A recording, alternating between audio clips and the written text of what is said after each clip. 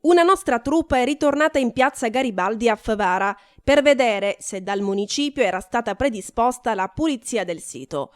Nostro malgrado documentiamo l'indifferenza degli amministratori alla segnalazione inoltrata in un nostro servizio giornalistico di sabato scorso 7 giugno.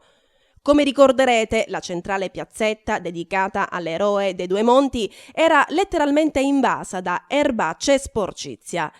Gli anziani, fruitori dello spazio verde, chiedevano al comune di poter trascorrere il loro tempo in un luogo pulito. A distanza di una settimana di diverso in piazza Garibaldi c'è solo il colore di una parte della vegetazione che da verde è diventata gialla.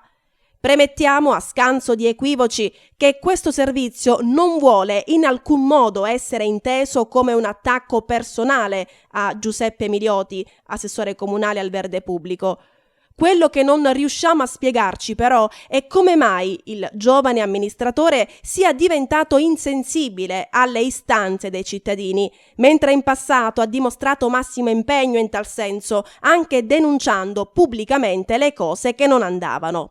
Adesso sembra essere diventato, tutto a un tratto, cieco e muto. Nei nostri servizi ampio spazio hanno le segnalazioni dei cittadini in merito a viabilità e degrado urbano, poiché sono settori importanti e visibili in una città che si vuole candidare a essere moderna, pulita e a misura d'uomo.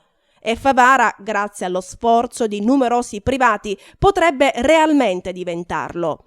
Piazza Garibaldi non è l'unico luogo invaso da sporcizia, così come le buche stradali di Via Savoia non sono le sole presenti in città. Gli amministratori comunali hanno il dovere morale, prima ancora che politico, di rispondere alle istanze dei cittadini. Da Piazza Cavour si chiariscano quindi quali sono le motivazioni di cotanto degrado: carenza di personale, complessità burocratiche, mancanza di soldi. Che qualcuno lo spieghi ai cittadini, perché hanno diritto di saperlo. Se da Palazzo di Città non si è nemmeno in grado di fornire le risposte dovute, perché si continua a condannare la città e i cittadini a questa paradossale situazione?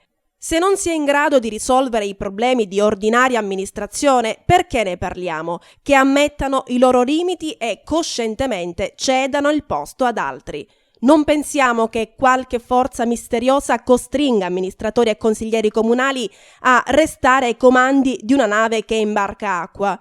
Tutti gli sforzi profusi da giovani imprenditori che investono nel nostro paese non devono essere vani. Favara non può più aspettare, a nostro avviso è già passato troppo tempo.